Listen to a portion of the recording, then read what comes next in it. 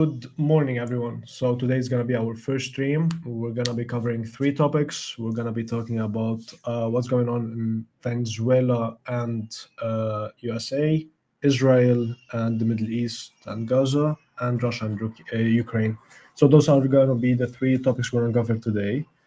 I want to start up with this video about what happened exactly in the boat that the US military struck. I believe it happened 2 days ago. So yeah, let's just watch that and let's go. In the Eastern Pacific, U.S. Southern Command saying in part, quote, intelligence confirmed that vessel was carrying illicit narcotics and transiting along a known narco trafficking route in the Eastern Pacific. 4 male narco terrorists aboard that vessel were killed. I saw 2 survivors trying to flip a boat loaded with drugs bound for the United States back over so they could stay in the fight. And potentially, given all the context we heard, of other narco-terrorist boats in the area coming to their aid to recover their cargo and recover those narco-terrorists. So that's Republican Senator Tom.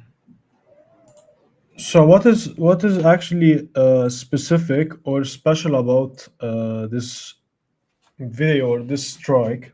So this is not the first strike that happened since Donald Trump became president. I think there are like 30, 40 of them, maybe like 15, 20 this month alone. But what's special about this video that a lot of people are talking about is, so when the strike happened, they struck the first time, and there were 2 people that have been killed from the first strike. Then after the boat was destroyed, they looked and they found that there is still another 2 people that survived this strike, and then they strike it again. So the debate is here, they're saying is, was it actually like legal to shoot 2 people that, although they are okay, they're loading boats with drugs, trying to go from the Caribbean to the US, but is it like in the human right to strike the other 2 people that didn't actually die from the first time? So this was the main debate and why this video went really public. So I'm not sure. I don't have really an opinion on it. I think okay, they were bad people.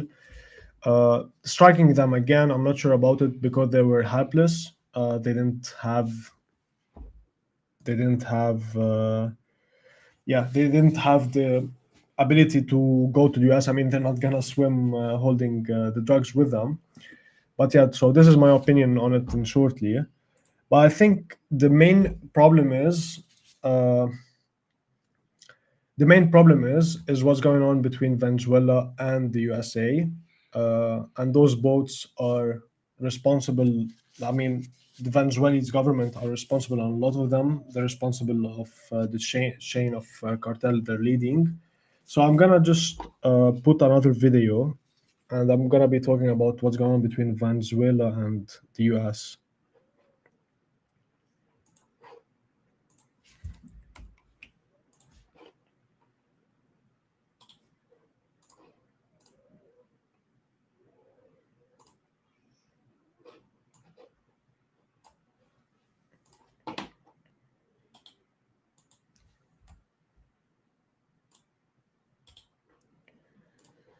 So just almost there.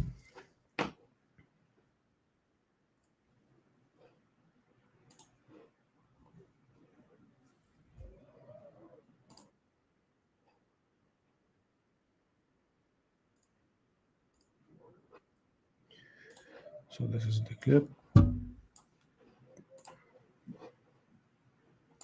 Trump has been threatening Venezuela with military action for weeks now, and the US has been conducting strikes on boats that they claim are carrying drugs in the Caribbean. Venezuelan President Nicolas Maduro spoke after President Trump was given FIFA's inaugural Peace Prize. It is an illegal threat of imperialist aggression. Considering the UN Charter and international law, it is disproportionate, absolutely disproportionate and extravagant. And it's unnecessary. Venezuela hasn't been and will never be a threat to the United States of America.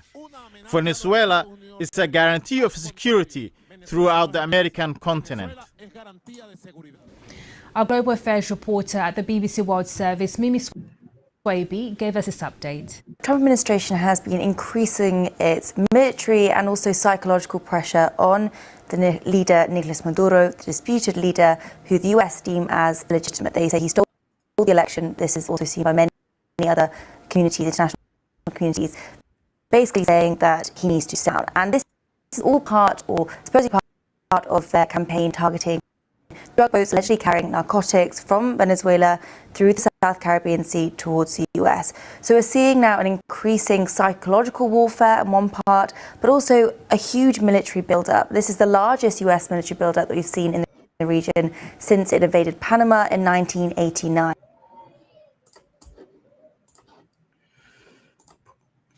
So yeah, between Donald Trump and Maduro, the president of Venezuela, there's a lot of beef at the moment. Donald Trump has accused the president of Venezuela of a lot of things. One of them that he's involved in drug trafficking, and as well that he's linked him and his family with the cartel, and they're are responsible of a lot of drugs that coming from Venezuela to the US.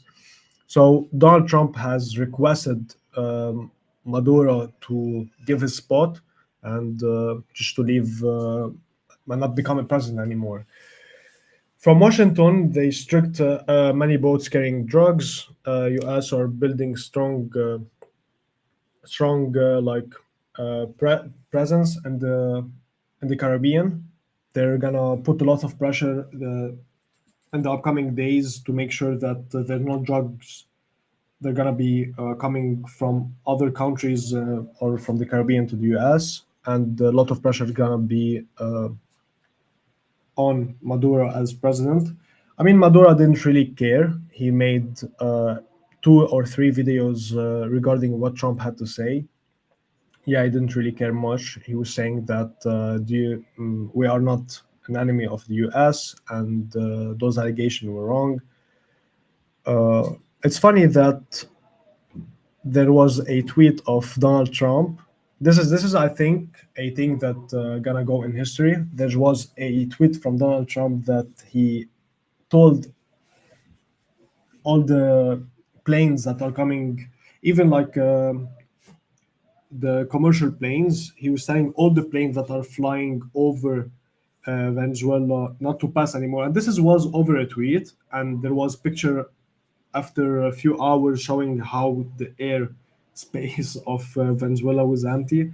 It's so funny that a president done that over a tweet. So yeah, this is a thing. There's another thing. So there is a 50 million reward, not a bounty. It's a reward to give information that leads to the arrest of Maduro. So basically, the U.S. will put a reward of 50 million to anyone that gives the information, trying to catch the president. This is a very interesting reward. It's a very interesting reward because it's gonna put a lot of inside, let's say, tension. It's gonna be an inside tension. So maybe they're gonna be like some groups, individual groups that gonna try to make some move on the president.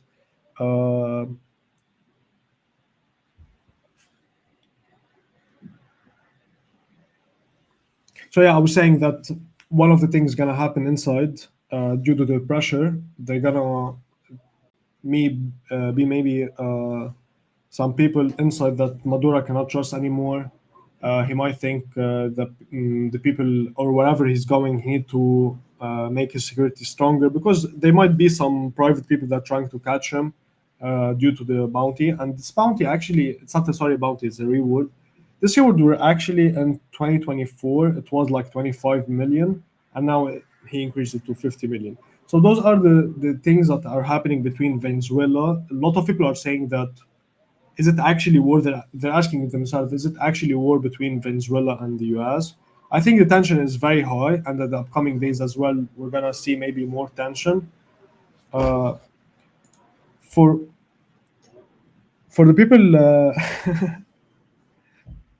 for the people that are watching my stream I just want to ask regarding the mic volume. Is it good? Can you hear wind? Because now the wind is crazy outside. I'm not sure if I removed the background sound. So can you guys check for the mic? I'll wait for the comment.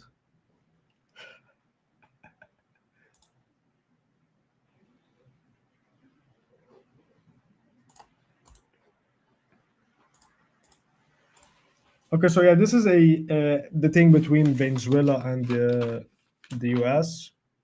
I was going to make now we're gonna go to the second part where we're gonna be talking about Russia and Ukraine. It's a very interesting thing what's going on between them. I want to show a video because before I was going to talk about Russia and Ukraine, I was thinking, I mean, a lot of people are saying that the war is coming to the end. A lot of people are saying the opposite. And I think, yeah, the war is gonna stay for a long time. Especially the video that was made today. Yesterday, which was like maybe like 12 to 14 hours ago, Russia has struck Ukraine with like a lot of drones. A lot of people have died. So yeah, let's just watch this video, and I'm gonna tell you my opinion on what's going on between Russia and Ukraine, and if the war is gonna end soon, and if yes, how. Let me just put the video on.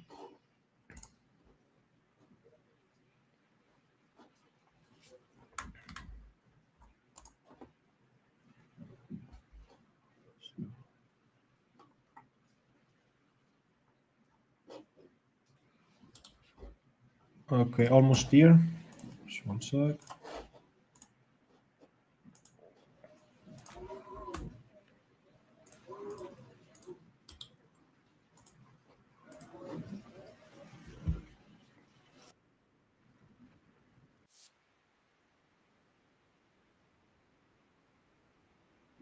Okay.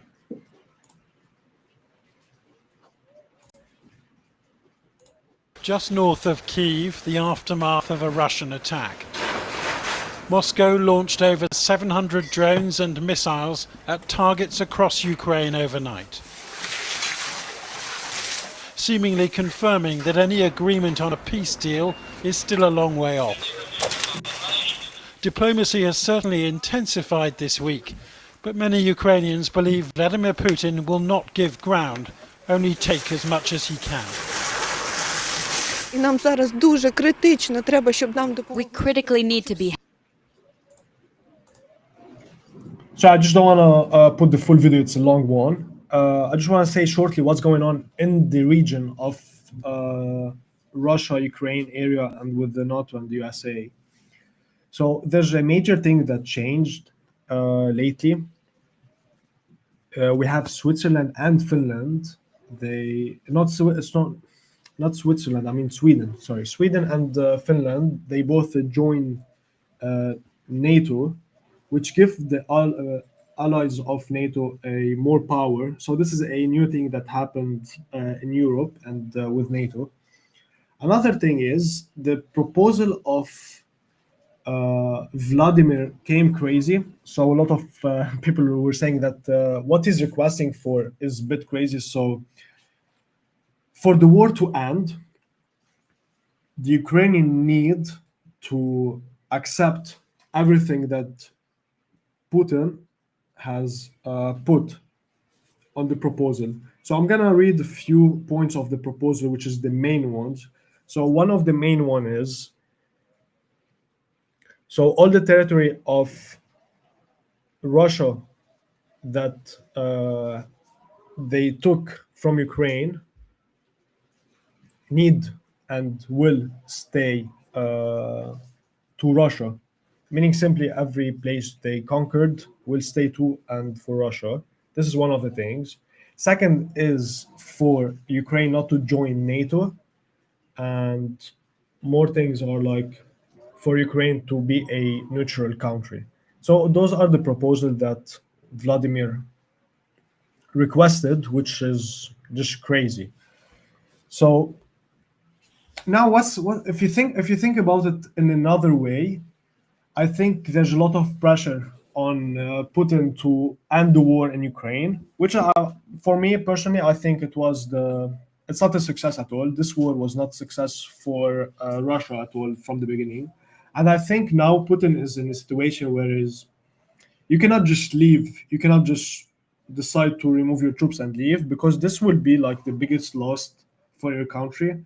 Because there are gonna be a lot of people questioning how, as Russia, that was considered second strongest country in the world, how just this happened. They could have taken Ukraine. They lost a lot of money on drones, planes, strikes, military enforcement. They lost a lot of money on a lot of fields, especially with import, export, and relationship with other countries. Those are the biggest losses, and of course the soldiers that died. I think there's like more than 300,000 Russians that died in this war. So yeah, you cannot just like get out and say, "Oh, this war just ended." Yeah, I mean, Putin will be out. Putin will be out. No way he will be president anymore for this country. So yeah, this is a crazy thing that Putin is stuck in it. He's very stuck in this situation where if he goes out of Ukraine is a problem, and if he stays in Ukraine, it's also a problem. So it's like he's stuck in a big pickle. That's for sure. This is my opinion on the war. I think, yeah, I think it's gonna stay for a long time, for a long time. Yeah. So I just want to talk now about what's going on in Gaza and in Israel. There was a very there was a very viral clip that went. I just want to show it before I say anything regarding the my opinion regarding what's going on and what's gonna happen as well.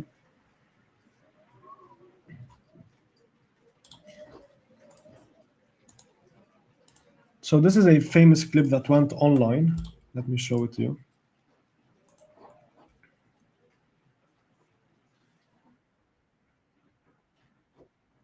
Men on Thursday who appeared to be surrendering and unarmed during a raid in the Israeli-occupied West Bank. This video contains graphic images of the shooting. Palestine TV news footage showed the men exiting a building surrounded by armed Israeli forces in the northern West Bank city of Jenin, lifting their shirts and lying on the ground in an apparent surrender. The forces then appeared to direct the men back inside the building before opening fire at close range. This is Reuters' video of the incident. A Reuters journalist in the vicinity. So yeah, so this video went over the news that two Palestinians they surrendered, and although they surrendered, they have been shot. Now, before, I'm not sure if I want to talk about this specifically, but I would like to. I just want to show the video one more time, and I have two like situation of what happened. So for the Israeli defense and for the Palestinian as well, if it's considered a crime or a self-defense. So in this situation, we see at first, I'm going to show the video. So here it shows that they were getting out of the warehouse, which we don't know what is this warehouse for. I mean, we don't know what's inside, if they're hiding. We're not sure of what's going on inside the warehouse. Let's just watch a bit further. Israeli forces shot two Palestinian men on Thursday who appeared to be surrendering and unarmed during a raid in the Israeli-occupied West Bank. This video contains graphic images of the shooting. Palestine TV news footage showed the men exiting a building surrounded by armed Israeli forces in the northern West Bank city of Jenin, lifting their shirts and lying on the ground in an apparent surrender. The forces then appeared to direct the men back inside the building before. Okay, so this is exactly the moment I want to commentate about. So the question is, when they went back to this exact point, which I'm gonna show now, this is the exact point. 1 moment. Okay. So if we see here, exactly in the middle, the question is, did they go inside and someone maybe reach for a gun? Did someone reach for something, and this is why they were shot, or the Israelis soldiers, they told them to go there so they can shoot them, and for their defense they can say, oh, someone reached for something, someone put a hand on a gun. So this is the two ways. We're not sure yet. I mean, there's still no information about what exactly happened in this instinct. I don't think. I mean, they might, the Israelis come with like its way of self-defense. They can say that someone reached for something and that's why they shot them. Because I mean, already the media is going crazy about how Israel is committing a genocide, and yeah, there's a lot of pressure from Europe and from the US about what's going on between them and Gaza and other countries in the Middle East. So for them, they don't need more pressure from the press.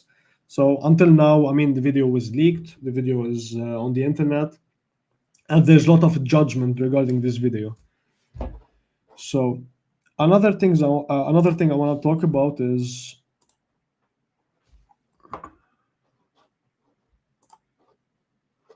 just let me fix my camera angle.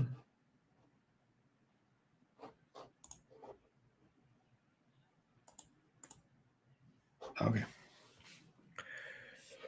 So there's a very important thing that a lot of people miss is, since the war happened in Israel and since October 7, I think for me there wasn't a lot of people that benefit from this war. I think there's three things that benefit actually from the war. It's the shift of power, which is that happened before in the Middle East. Iran was one of the most scary countries in the Middle East, and there was a shift of power. Now Israel is one of the strongest countries in the Middle East. So this is one of the things that happened. The second thing that happened that no one talks about is how Russia actually benefited from the war between Israel and Gaza. Yes, how Russia did benefit. Simply, since the war happened, the media, they shift their eyes to the Middle East, and that's it. This is what Putin needed the most, is the shift of attention, because the press, the media, a lot of countries were focusing a lot on what's going on between Ukraine and Russia, and this was a very, very bad thing for Putin. But after what Netanyahu started doing in the Middle East, shifted the eyes of a lot of people. We start seeing a lot of protests around the world, free Palestine. A lot of countries in Europe, they're protesting every single day, and no one was talking actually about what's going on in Ukraine and Russia.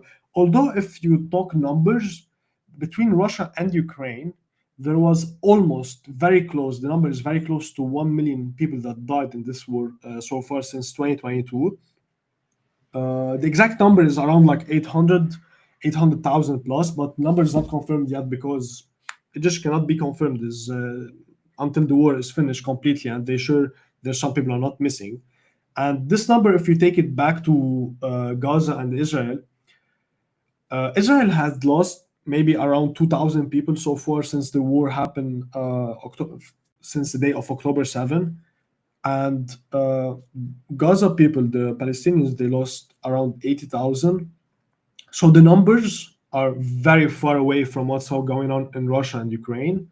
But just that's it. The shift of attention, anti-Semite around the world, they found it as an opportunity to shift the attention on them, to put the pressure internationally on them, and to be talking only about Gaza and Israel. Now, the third person or the third benefit of the war was actually for Netanyahu. Yes, Netanyahu had a lot of people on his neck regarding the corruption that he's doing inside his government. A lot of people wanted to see Netanyahu in court because there was a lot of, I don't want to say the word evidence, I just want to say a lot of sources that they're saying that Mr. Netanyahu was stealing money from the government. Corruption was up to the roof. So when the war happened, as well, the shift of the media and the shift of the attention just went somewhere else. It went somewhere else. So those are the people that benefit from actually the war in Israel. Is Netanyahu, Putin, and yeah, the shift of power in the Middle East. Now, regarding, I want to talk about the neighbor of Israel, the neighbors of Israel. So we're talking about Lebanon, we're talking about Syria, Yemen. I mean, those are the countries that are fighting with Iran against Israel. So simply, if I just want to talk about specifically Syria and Lebanon. So in Syria, what happened? In Syria, they lost their president.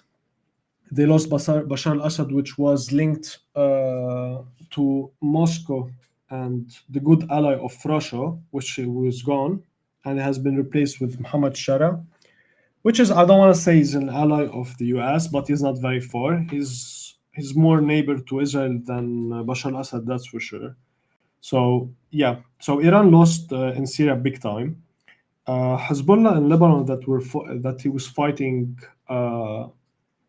with Gaza people is facing now a lot of trouble. So Hezbollah has lost a lot of people in this war. He lost a lot of weapons that were in warehouse that they were struck. He lost access to money because money used to come before from Iran directly. Now Iran, anyway, they don't have the capacity to support themselves after the strikes on them, and they don't have as well the enough resources and money to support Hezbollah to stand back on his feet. And there's a lot of pressure inside. This is as well what Hezbollah is facing. There's a lot of pressure inside from the Lebanese politicians. They're putting pressure on him to surrender his weapon, which is also he's stuck like he's like Putin. He's stuck in a pickle. If he give his weapon, I mean he just surrender, meaning his whole thing that he was building since 2006 doesn't have a meaning. People will not, let's say, people will be confused. Like if Hezbollah goal and Iran goal is to conquer Israel, and they just surrounded their guns. So what actually caused their fighting for? So yeah, those are the pickle they stuck. Hezbollah is stuck with, especially after losing a lot of leaders, and yeah, those are the things that happening with Hezbollah in Lebanon. So basically, this is it. This is all I wanted to cover. Perfect. Check the comments quickly. So someone's saying Putin's wife.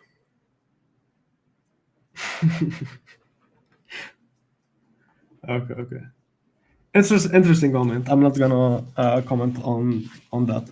Anyway, thank you everyone for watching, and see you too.